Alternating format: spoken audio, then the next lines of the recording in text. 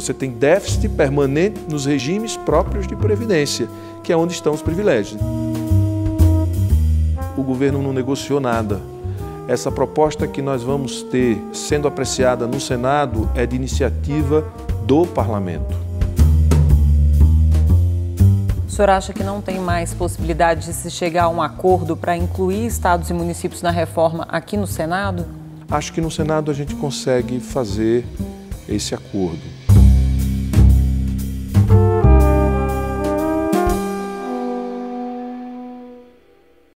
Senador, a Câmara tirou da proposta de reforma à Previdência capitalização, mudanças no benefício de prestação continuada. O texto ficou melhor?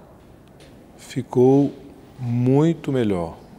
Comparado com o que foi encaminhado pelo presidente da República, nós temos uma outra perspectiva e facilita bastante o debate aqui no Senado, porque tirou a capitalização, tirou o BPC, tirou a aposentadoria rural e vai manter a constitucionalidade do tema Previdência e Seguridade Social, o que é fundamental para preservar os direitos, como é um direito fundamental, um direito da pessoa humana, é um dos principais, é quase uma cláusula pétrea. Há quem diga que é uma cláusula pétrea que não poderia ser modificada nem por emenda constitucional, então é fundamental manter a constitucionalidade. E a retirada desses pontos agora reúne governistas e oposição em torno dessa proposta?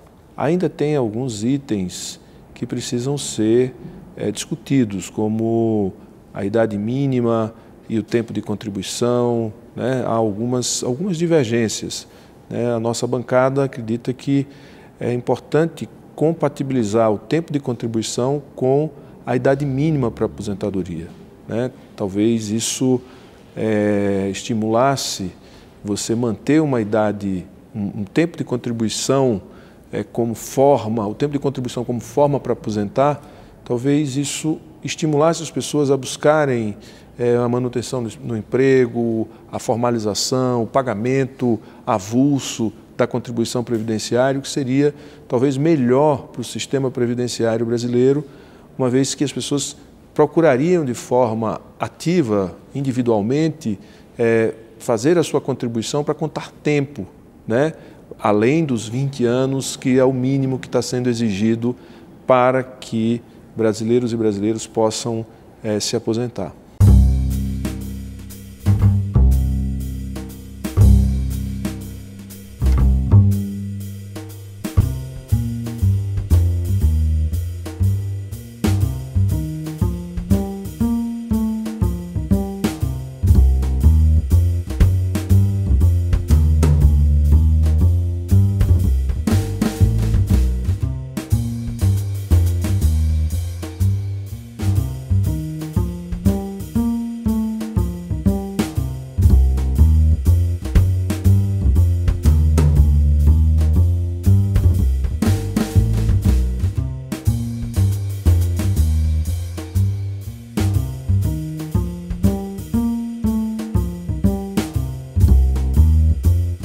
O governo argumenta que acabar com a aposentadoria por tempo de contribuição é, na verdade, acabar com um tipo de aposentadoria que só quem tem uma renda maior usufrui, que o pobre mesmo se aposenta por idade.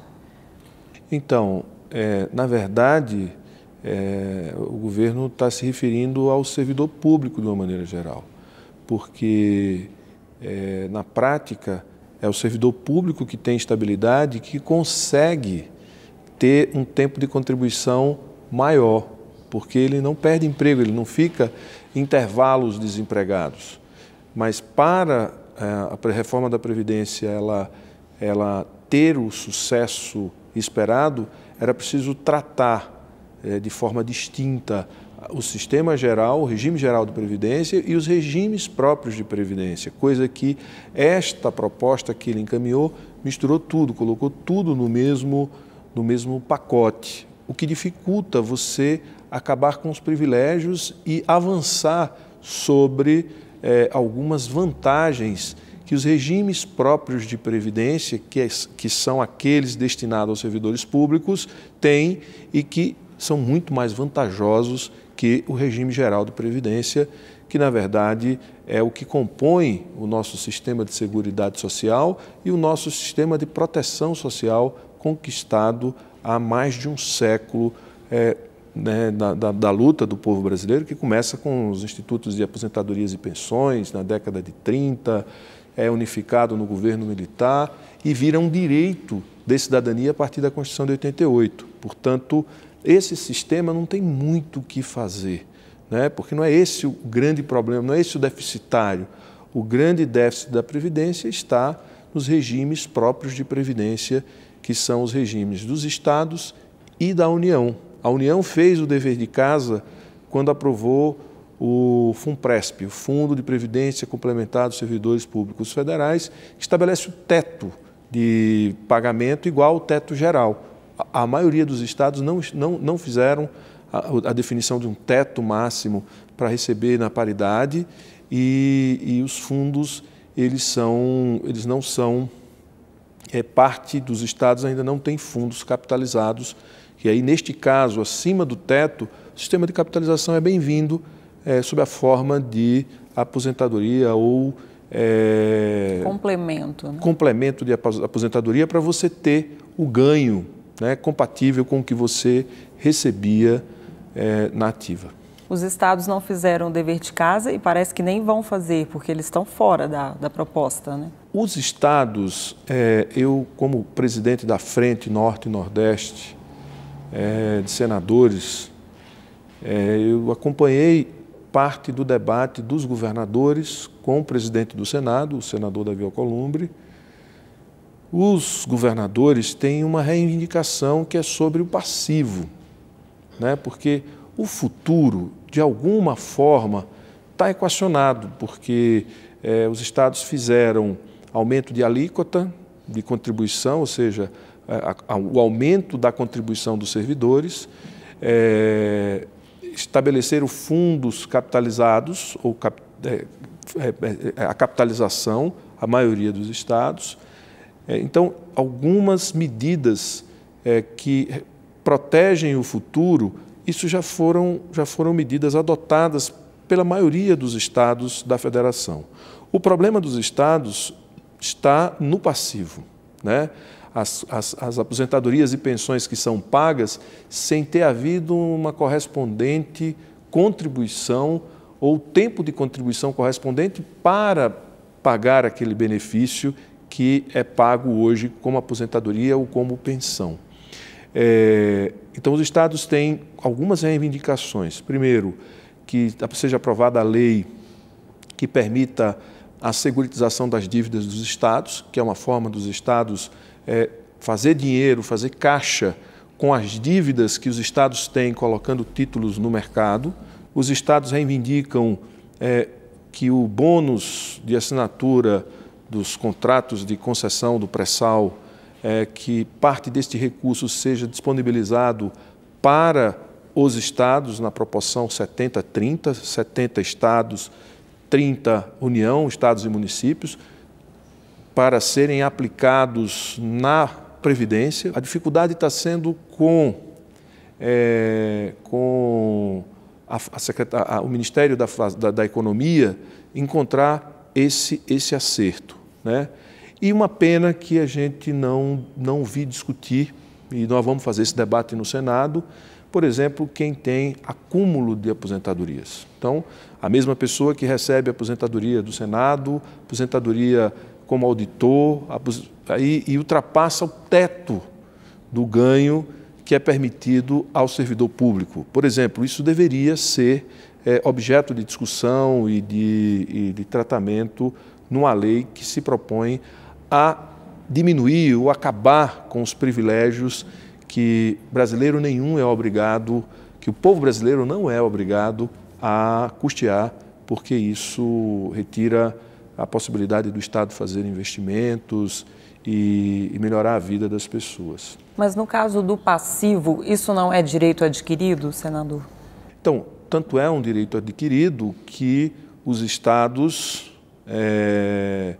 propõe medidas que aumente a arrecadação essa dirigida para os fundos de previdência desses estados, para que eles possam pagar esse passivo, liberar o seu caixa para investimentos e o futuro com o compromisso dos acertos e os ajustes que a reforma geral vai fazer, os estados devem fazer do ponto de vista no que diz respeito à idade mínima para se aposentar para homem, para mulheres, idade mínima para policial, idade mínima para professor e professora. Ou seja, esse debate, os estados que não fizeram, acredito que o farão para construir um equilíbrio fiscal nas suas contas. O senhor acha que não tem mais possibilidade de se chegar a um acordo para incluir estados e municípios na reforma aqui no Senado? Acho que no Senado a gente consegue fazer esse acordo. A gente vai tentar fazer essa mediação para que os estados e os municípios participem da reforma, né? E os partidos que no começo tinham uma dificuldade enorme de sequer discutir a reforma da Previdência, com o relatório que está saindo da Câmara, se confirmado a manutenção da constitucionalidade do tema Previdência, acredito que isso vai facilitar bastante a aprovação no Senado da República. Esse pleito dos estados, o senhor é a favor de todos os pontos? Porque securitização, por exemplo, é um tema que é muito polêmico, tem até objeção do Ministério Público de Contas. Veja, eu sou a favor. O que é a securitização, se não você pegar o bolo de dívida, de recebíveis, ou seja, do que o Estado tem a receber de impostos atrasados, pega aquilo que tem maior potencial de ser pago, ou seja, pelo devedor, e transforma numa carteira e coloca no mercado e, com isso, pode ser feita uma antecipação de receita, né? E o risco ele é dividido entre quem compra aquela carteira, certo? O sistema financeiro que vai apostar e o Estado que perde um pouco porque está abrindo mão de um recurso que ele tem a receber, mas ele está antecipando o recebimento deste recurso. Portanto, eu acho que no mundo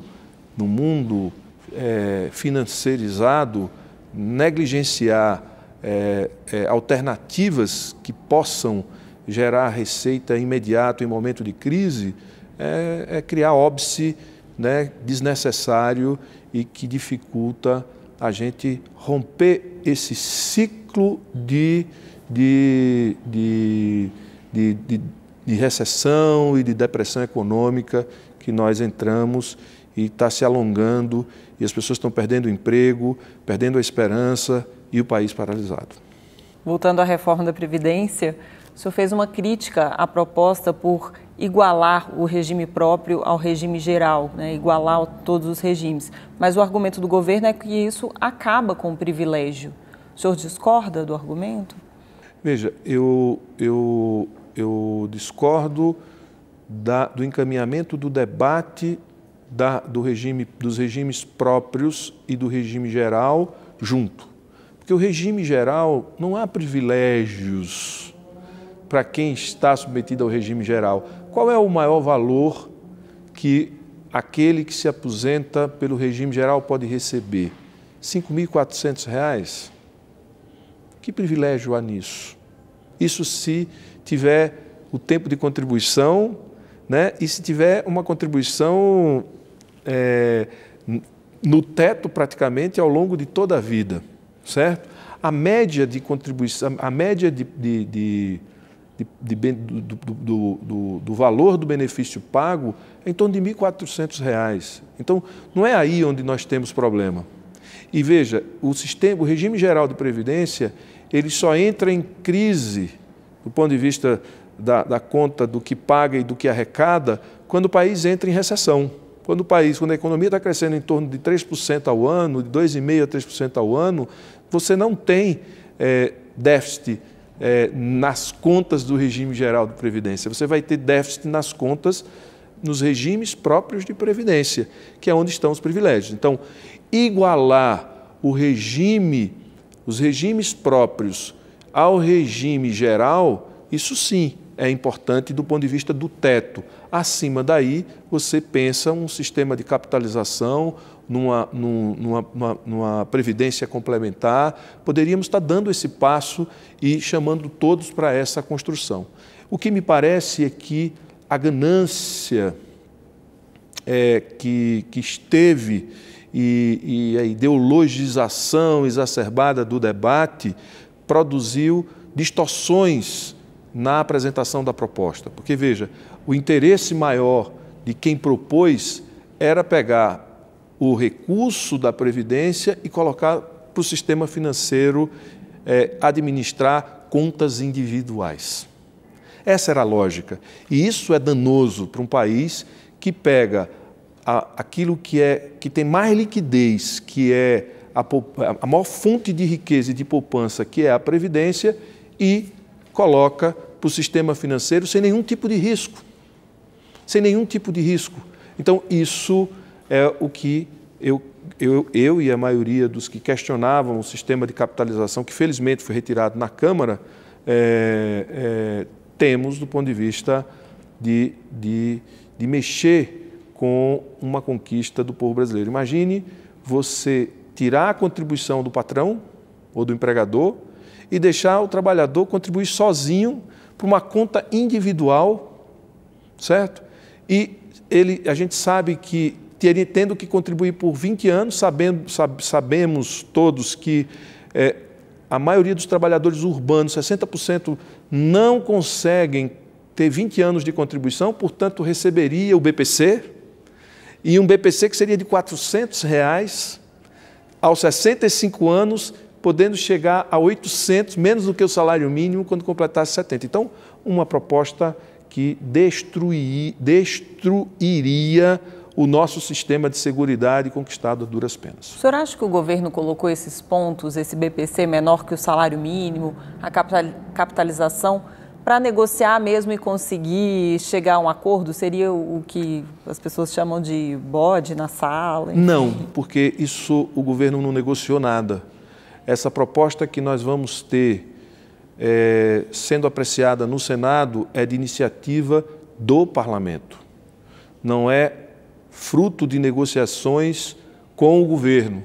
O governo, na verdade, acreditava e acredita num sistema em que cada indivíduo deva cuidar sozinho da sua vida. Ou seja, como se o Estado não tivesse que fazer a mediação, né, e a distribuição de riqueza, que cada um se vire, que cada um faça o que pode fazer com as suas próprias condições. E a gente sabe que num país como o nosso, e país nenhum do mundo, né, você vê a Europa pós-Segunda Guerra Mundial, ela construiu uma sociedade mais civilizada, a Europa Ocidental, porque apostou no sistema de seguridade que fez essa distribuição de riqueza, que equalizou a miséria, que diminuiu a miséria, a fome.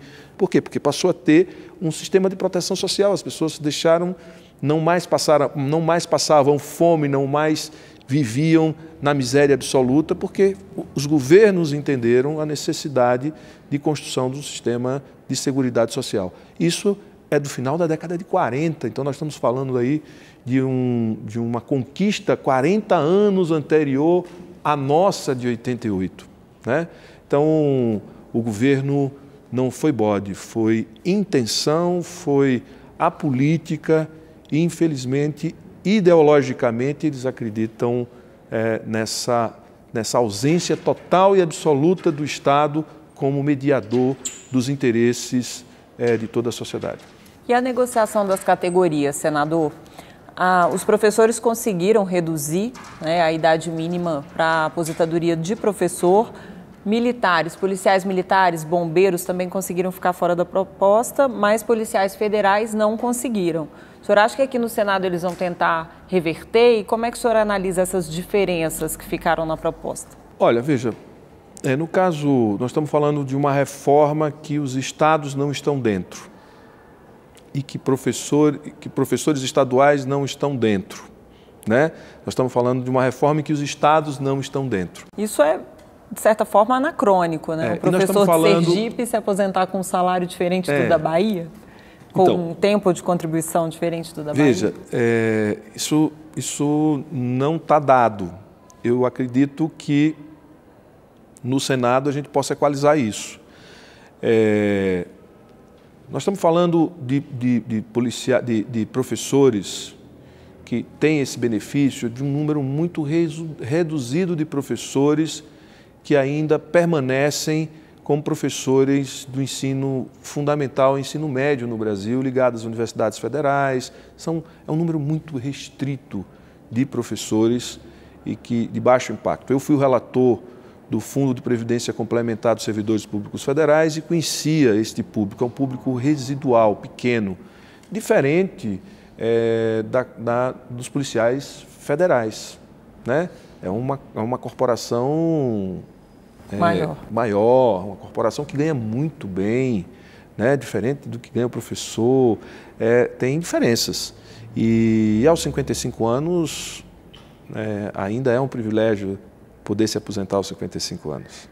Mas o fato de policiais estarem em categorias diferentes, militares versus policiais federais? Veja, a mistura e o que o Brasil fez, né? Isso é um debate muito complexo, porque, veja, você misturar bombeiro, policial militar, guarda municipal e militar de Forças Armadas, por se chamar, por fazerem parte de um gênero militar, ter condições iguais do ponto de vista previdenciário, eu acho isso uma aberração, certo? Porque, veja, o militar na espécie Forças Armadas ou da espécie Forças Armadas, está falando aqui o médico, certo? Da espécie Forças Armadas, eles não têm lugar, eles não têm parada, eles não têm uma vida fixa, né? Os policiais militares têm um outro tipo de relação com o Estado, é diferente. O guarda municipal também é diferente, o bombeiro é diferente. Então, é preciso ter um tratamento diferente para quem é militar das Forças Armadas e quem é militar fora deste campo. E forças policiais precisam ter um tratamento que coloque em discussão a periculosidade, algum tipo de ajuste, mas não ajustes que sejam incompatíveis com o que toda a sociedade está recebendo de condição para ter direito ao benefício da aposentação. Não dá para resolver isso internamente na própria força, em colocar esse profissional mais velho na gestão, na área administrativa? Bom, eu acho que esse é um tema muito complexo e requer mesmo um debate mais profundo sobre que tratamento dá às diversas espécies do que nós chamamos de força policial e militar. Acho que requer um debate mais profundo sobre isso, que a gente não fez e que tem um tabu enorme em abrir o debate sobre esses temas. Então é preciso a gente separar isso para que o tratamento seja adequado e compatível com as funções. Uma coisa, quando se trata de Forças Armadas, a gente coloca do lado. Os outros, a gente precisa ver como é que a gente vai tratar isso, considerando o que está sendo feito com o geral da sociedade, do servidor público e da sociedade como um todo. Senador, como está a bancada do PT aqui no Senado em relação à reforma da Previdência? Já tem uma unidade de discurso, de posicionamento? Bom, a gente tem uma posição que é uma posição tirada em torno da proposta que foi apresentada pelo governo e fechamos questão que aquela proposta votaríamos de forma unânime contra. Quanto ao relatório que virá, né, que nós vamos receber esse relatório da Câmara, dependendo do conjunto do conteúdo, nós precisamos rediscutir qual vai ser a posição de toda a bancada do Senado. Eu agradeço muito a participação no programa Salão Nobre e até a próxima. Tenho 8 anos de mandato pela frente, só está convidado a voltar. Obrigado, Graciele.